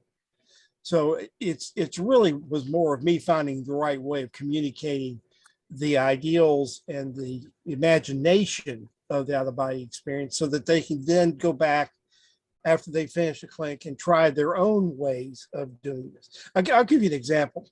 Most of the people that teach out-of-body experience will teach you don't lay down on a sofa because you'll just get sleepy and you'll just go to sleep or nothing will happen. I teach laying down on the sofa because it works for me and it works for everybody who's there because their intent is not to go to sleep. Their intent is to have an out-of-body experience. Right. So they've come there with something that they want to do and want to learn. And I say, this is the easiest way to meditate. It's the easiest way to get comfortable. And it's the easiest way for me to teach you how to go about doing it. Now, when they leave me, they may go away and find that they do it just by shutting their eyes. I know people that have out-of-body experiences instantaneously just by shutting their eyes and doing a little concentrating. I'm not in that group. I'm in the group that has to have a setting, that has to have some formality to it. Even though I've had out-of-body experiences that just boom, just came on me. That's more rare. Okay. But I teach is a standard and a setting, and bring your intent, and with good wishes, we'll have some luck. Do you have any technology used, like binaural beats or anything? I have. I've used the HemiSync technology from the Monroe Institute. Monroe Institute. Yeah, Thank you. I've got them actually coming on, hopefully, on the podcast. So That's great. They Yeah. haven't been around much. That'd be a good podcast for you. yeah. But yes, I've used that. I know students that have pulled things off the internet, off of YouTube, and cut the audios out that they've had a lot of success with. And again, this is part of the mystery, the path. You got to find your own way, what works for you. I have some that just don't use any. Personally, I don't have out-of-body experiences very often anymore, other than what you may call dream states. But if I want to have one, I just lay down. I don't use any of the HemiSync binaural beat technology, but it can be very beneficial to those that want that in the system. It puts you in a brainwave state that is very conducive to having the out-of-body experience. Is it hypnagogic? Is that the state? Is that what it's called? Yes, it's that state. That's the exact word I was looking for. That's that state right before you go to sleep. Yeah. You know, where you know you're going to sleep, but you're not asleep, and you're not awake, and you're just about ready to tumble over. And that's the hypnagogic state that we seek. Yes. Do you write down your dreams at all, or try and make notes of them? No, hell no. First of all, I don't remember. No? I remember so few of my dreams that Really? by the time I get a pen and pencil and write them down, after waking up, half, half tired and half hypnagogic. I don't know what I'd write down anyway that would be of value. And plus, sometimes they only last for 30 seconds or 45 seconds. Now, I may come away with some key experiences in that 30 or 45 seconds, but I couldn't tell you what the rest of the dream was about. I know people that do that have a great deal of success with that, and God love them, but that's never worked for me. Yeah, I know some people who are having some success with that, and I tried it myself actually early part of 2020 and wrote them down, and I might dig that out and see, because when you look back at it, you're like, wow, did I write that at whatever time it was in the morning? It's crazy. Yeah. I think the other part is I am married, and my wife doesn't take a kin to me waking up in the middle of the night and taking notes, with the bed light on. Yeah. So I've got some marital limitations too. Do you mind me asking if she's also interested in the UFO topic, or is she? Oh no, absolutely. My wife's name is Chris, and she most certainly is. We have attended many physical mediumship seances together. Her interest started way back when my interest started. She had a craft visitation over her house with a deafening roar and a full-size sighting, within tens of feet outside of her living room window. So when we started together, one of the first things that we shared were our extraterrestrial experiences. And I was 15, she was 16 at the time. Right. So I was been together a while then. It's been a while. Yeah, we're coming up on 50 years of marriage. So wow, congratulations. But the thing, that's but I don't think she could have stood this, living with me. Gary, I think Gary's wife Lily is very much the same way. Lily and Gary would not be married if Lily wasn't on board with what Gary is doing. because it's so odd and so strange. Unless you have your partners, if not complicit in it, at least not creating an obstacle for you to have your experiences. She's been with Matthias De Stefano in Egypt for the last several days, and where he's connecting all the grids and channeling information into the earth through people. So she's into that too, and she's had her experiences in the past with ETs and non-human intelligence, and she's the one who got me involved in that. She turned me on to Ho'oponopono, which changed my life. She turns me on to Abraham Hicks, Power of Attraction, which changed my life. I love Esther Hicks and Abraham, and Bashar, and I love Bashar. And it's a lot of other things have happened since then. I've discovered Ramtha, who is one of my favorite, channeled by J.Z. Knight. Incredible books. So one of his books on how to contact and how to communicate with UFOs, one of the best books that I've ever read.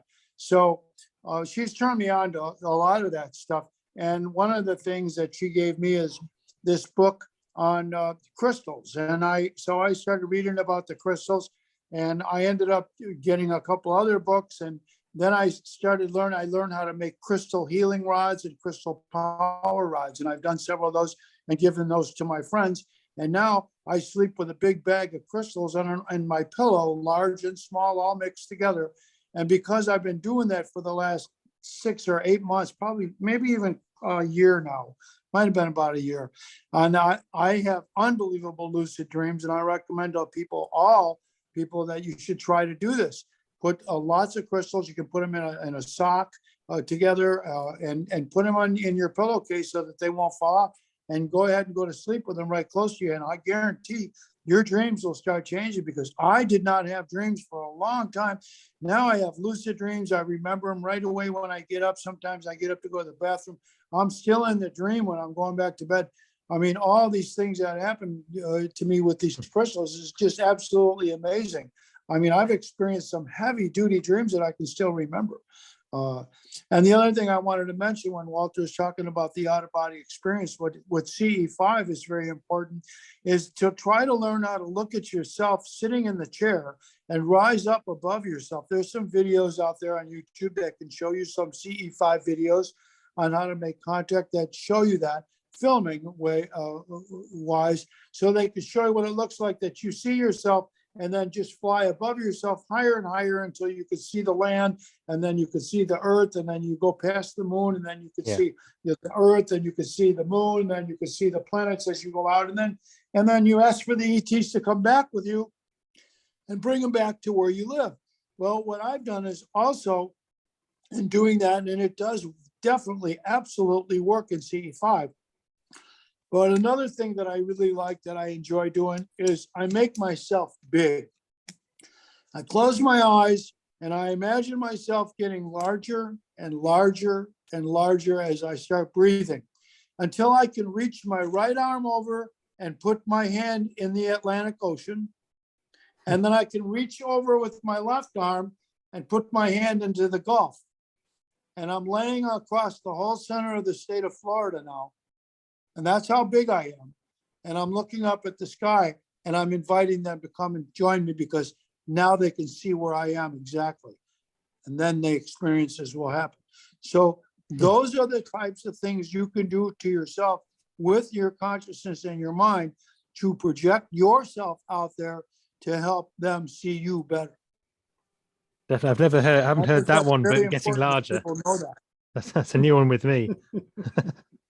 It really works. No, I definitely, there's a Stephen Greer meditation that talks about exactly what you said about going out to the edge of the solar system, or seeing the solar system, seeing the galaxy, and then coming in, zooming in to the solar system, and then seeing Earth, and then going back out again. And I find that where I've had the most success with C5 is with that visualization, because I mean, they know where you are, but in a way, don't they? I mean, right. But it kind of it's a way of inviting them. It's sort of saying hello, isn't it? So, but that's only one. They know where you are. That might only be one or two civilizations. There's so many out there. So when you go out there, you're asking different civilizations to join you. Whoever's out there, you're going fishing. Basically, Yeah. we go fishing when we do CE5. Yeah. You know, Mm. my buddies Cast are out the my net, fishing yeah. buddies. Yeah. Yeah. And you mentioned Mateus earlier, and it just reminded me that as we're recording, this is the 22nd of February 2022, and in the UK right now we're coming up to 2222. So a very important moment, a very important day in the if you believe in all the numbers and everything around that. And there's this idea that Pluto's coming back to the Earth. I don't know if you know about that, but it seems I'm not one for the numbers because time isn't really linear. So, I mean, today's date is just a subjective date.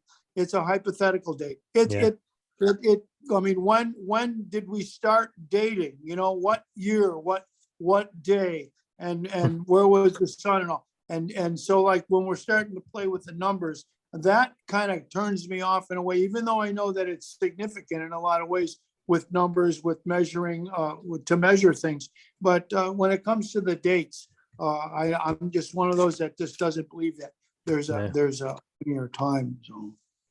Mhm. Yeah, I do wonder about it, but it is quite interesting to see all the twos today. Two is a favorite number of mine. So Sure, I agree with you. It's fun. Just like So- this is fun here. yeah. Well, the We'll question see what is, happens. Joe, did you create that synchronicity or did it happen to you? With the twos. Just now. Did you create that synchronicity or did it just happen to you? I guess I may have manifested it in a way. Sure, you yeah. did. Yeah, Otherwise, it wouldn't have happened to you. exactly. Yeah. And that's again gets back to this whole concept of and Gary mentioned Bashar, who happens to be my favorite extraterrestrial channeler, and I use that word very loosely. Is he's saying, look, you're making this whole thing up. It's your show. Nothing happens to you. You're manifesting all of these things with your intention, with your frequency, with your vibration. You can live any physical reality you want if you just will believe that you're capable of creating it. Mhm. And most of us, we are born with the idea of God and church and laws and religion and these things that we have to do because we're told done. And no one told us that we are the ones who are creating this physical reality. We're responsible for it. We can co-create it. We can change it. We can make it happen any way that we want to. And that's a very difficult thing to understand and come to terms to deal with, especially like, for instance, recently I went through an illness and I'm thinking to myself, why am I making myself ill? What am I supposed to be learning from this? That it's so important that I would make myself so ungodly ill. And now I'm starting to look back and see some of the positive consequences of that illness. Going through it, I couldn't see it because I saw everything as happening to me. Here, I got this bug and it's infesting my body and I can't do anything about it except take medications. And the truth of the matter is I created this experience for myself. I'm looking back at it now and I'm getting to understand why I did that. What did I learn? What were the important parts of having that, this horrible illness? And then as you step away a little bit, things can get back into clarity. But if you're stuck, if your nose is stuck so deep inside of physical reality that you can't see outside of it, then it will always be happening to you. It will always be happening with no responsibility yourself. You're a victim. And, you're just going to have to muddle through the whole thing because that's the only choice you got. I think you asked earlier about why I created the podcast, and you've reminded me that another thing was to practice the power of manifestation. I wanted to manifest something from nothing. And I think part of this podcast was that exploring that power that I have, Yeah. That's why I asked you, because that's exactly what you're doing. Yeah. Well, we brought ETs. We brought ETs to the party. Yeah. Or non-human intelligence, multidimensionals, whoever they are. So, I mean, you manifested that, Joe. Yeah.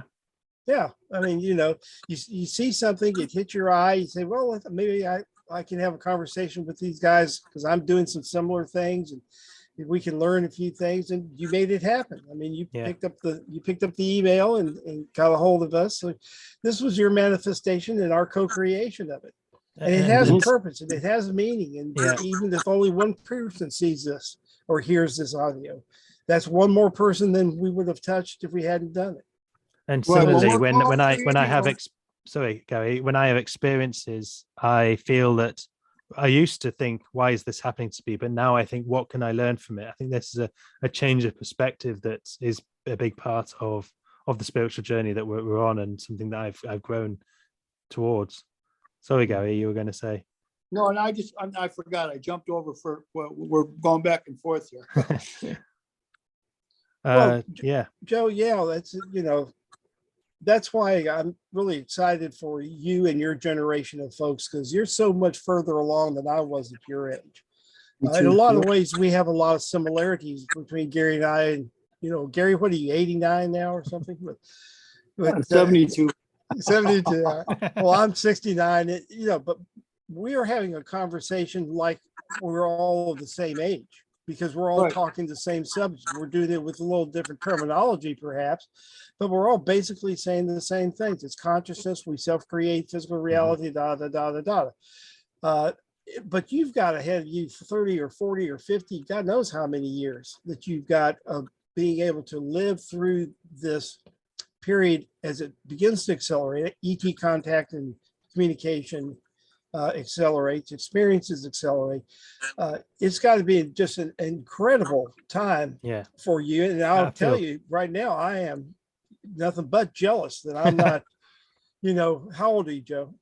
Well, I turned 40 this year, actually. So Okay. Well, yeah. you're a young looking 40, but I mean that in a complimentary way. But 40, you're not even halfway through with your life. And the things that you are going to see and experience and do that Gary and I will probably not are mind blowing. This podcast that you're starting, don't be surprised if you're doing this for a long, long time. We'll have to see. Hopefully it will continue. I'm enjoying it, and it's definitely amazing to have such guests like yourself on it. I've been blessed, and I'm definitely blessed being alive at this time. I feel what's more important right now is not to become. I guess it is important to get in contact with the ETs, but to witness the whole and how it all develops over time is a blessing, really, to have that conscious experience of, definitely, and it's not just the whole awakening of the UFO phenomenon. There's a lot going on in the world right now. The whole I call it the great awakening of Earth right now. The shift in consciousness. It's an incredible time, and we will only really understand how big this moment is, I suppose, later on when we can look back. Yes. Well, we're lucky to be part of it. Definitely. I'm happy that I'm still here to be part of it. I can't imagine what it would be like if I was in like my 20s or my 30s and I would have had these experiences, how I would go with the rest of my life, all these years, and here I'm older and I'm having them now. And it's like, oh, I wish I would have had started when I was younger, but then my life would have been different. I wouldn't be doing what I'm doing. Maybe I wouldn't have had my kids. I wouldn't have, you never know. I might not even be here right now. I may have already, gone over the edge somehow. But I mean, it's you're here now. It's happening. It's exciting. We're all involved in it. And every time that we can get through to other people to share what we're doing and get them involved in this is like throwing the snowball down the hill, and it's just going to keep getting bigger and bigger and bigger as it goes down the mountain. Finally, it's going to have to hit something and blow open, and everyone's going to go, wow, look at that. So that's what we got to do, is get people involved to do more of the CE5, to go on out and ask, and to get together with their friends and to make groups up together and have these experiences together in their yard or in parks or at sacred places like Mount Shasta or Joshua Tree or any number of places that people go to have these experiences. But it's just all the Native American sacred grounds. And that's one of the trips that I like to make out west. We had planned on doing that before COVID, but hopefully we'll be able to still take that up in the future. But there's a lot of places that you can go and sit at these ancient sites and have your own experience with CE5 just by yourself. Just go sit there and feel the energy all around you and go and meditate and ask for a visitation from someone, and probably more than likely something's going to happen. So that's the exciting thing. It's just all over, and it's all about whatever you want to experience. It's there for you. It's there. I think you've already answered my sort of final question I wanted to get from both of you, but I'll ask it again. Where do you think things are going to be going? I think you mentioned, Walter, about actually having a contact in the next 10 years, maybe. But how do you see the next year, the next 2 years playing out with regards to not only CE5 but also governments and the media, how they're going to change?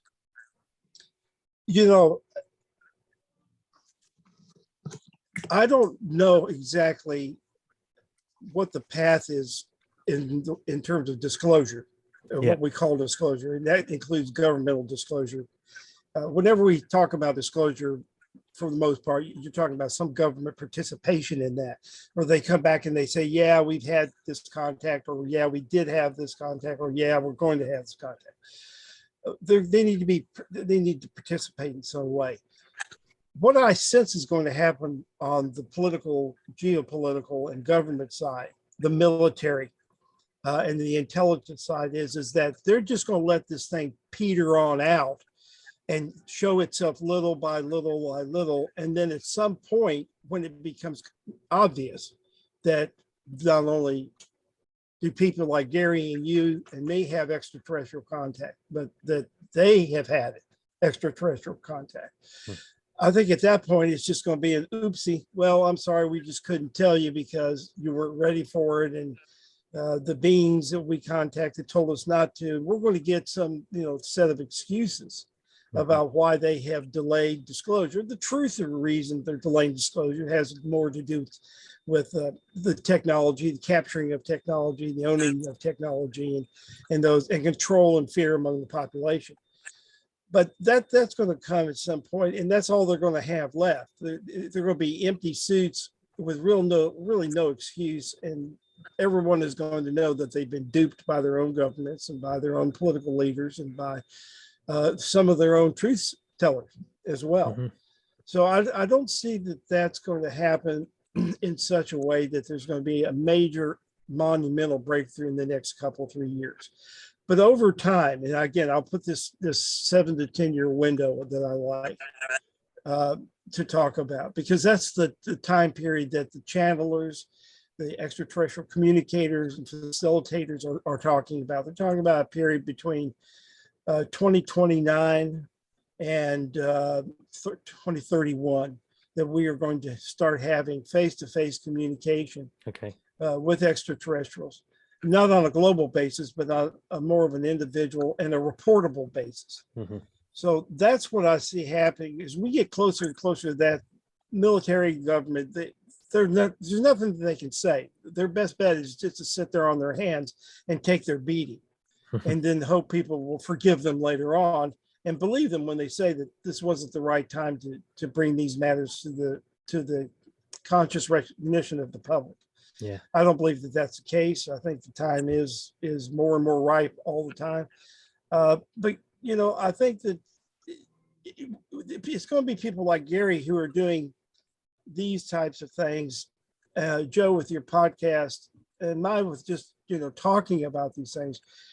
That's going to get that snowball that Gary's talked about rolling.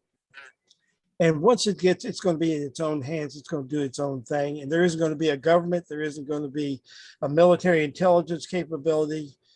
None of that is going to be able to put the genie back in the bottle, so to speak. Yeah, it's going to break open. It's going to come out, and they're just going to end up with a lot of explanations that nobody's going to pay any attention to or want to hear. And hopefully the phenomenon will be so far along in contact with us and enough of us that alone will be of interest. And we won't really care that we got duped by our government, because we've been duped by our governments for hundreds of years now. I can relate to that a bit in terms of, as I said, this kind of higher dimensional consciousness. When you see the bigger picture and you see the path they're on, you do want them to feel like they have some sense of guilt for what they've done. And there's a lot of things that have happened in the past which they should not be proud of, but to a certain extent. It's all part of a journey. It's all part of Yeah, it is. I got into physical mediumship because I was writing software for the military intelligence community, and I got approached about going to a seance.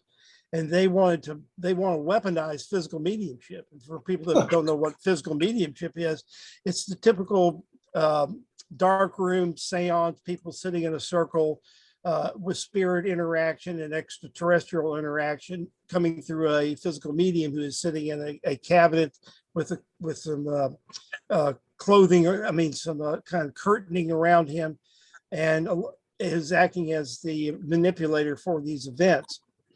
That's physical mediumship. They want to know things like, how is it that trumpet flies across the room? Or how is it that tambourine shakes in its air when it's not being held? And what is ectoplasm? And all these things that they wanted to get answers from was how I got involved in this. So I've been from both sides. I understand the military intelligence folks and what they're thinking about. I understand government's problems with disclosure. I understand that we're having contact with extraterrestrials on the military intelligence level, have for years, and consecutively have been having contact for at least since the late 1940s. And that there's going to be a lot of explanation. But like you said, I think when this all comes to fruition, all that's going to be in the past. We're not going to care that they didn't tell us. We're not going to care what their opinions are. We'll be having our own experiences, looking for our own experiences, and trying to figure out from those experiences what we're supposed to be learning. And that will be the mega event in our lives. Yeah. And you, Gary, do you think this event or this disclosure is going to happen in the next 10 years as well? I think the government's going to stay where they are. They're not going to tell you anything because of this play the national security card. This game with them, and everything that they say, you're going to tell China, you're going to tell Russia. So we have to be quiet, and we can't tell you what we know because you're going to blab. So they're going to try to keep all this stuff secret, even though they're still stealing money and they're doing all this stuff with our money. And they know all these beings and have had experiences and craft and crashes and all these over the last 80 years. And the media is the same way. The media is not going to do anything unless they are allowed to show the sightings that happen that people are seeing. If it's a mass sighting like the Phoenix lights, then you can count the media in. But the government will allow the media to only show certain films or certain pictures, like a shot of a video game that's supposedly a cockpit or something of a plane. That's all you can see, which is just bullshit. So that's what's going on there with the media. But what I believe is that the ETs are going to contact us a lot sooner than what Walter and what Bashar is saying. I think Bashar said 2023 is when we'll start having more contact, but open contact, I think, was going to be later. But I believe that there are certain races and civilizations out there from certain star systems that are responsible for seeding this planet. And they've given life to this planet in all different ways. And they've taken some of our seeds here and brought them to other planets because they're nation builders or they're world builders or whatever they're doing, whether it's an experiment or if it's just something that their part of their life is to spread life throughout the universe. Maybe that's their job. But I believe that they feel responsibility for what they've done here. And now we're out of control with nuclear weapons and lots of war and all kinds of misinformation that's got people scared in their pants. They're pooping in their pants, and they're creating these extremist medias are creating boogeymen for people to be afraid of, and boogie women for people to be afraid of, and all this other stuff. And it's like the ETs are going to have to eventually say, look, we got to stop some of this stuff because these people can't bring nuclear weapons outside their atmosphere. They just can't. So I believe that is going to be the trigger where they're going to actually intervene with the rest of the humanity and come out in the open and say, look, we're here. This is the truth. And I think how they're going to show us that it's real and it's the truth is they're going to verify their existence and their modus operandi. They're going to verify it through different people around the planet. And they're going to do it in such a way where there'll be either automatic writing or through some kind of a CE5 or seances where people will be verifying the information with somebody that's on the other side of the planet that got the same information, and nobody knows each other or anything of it.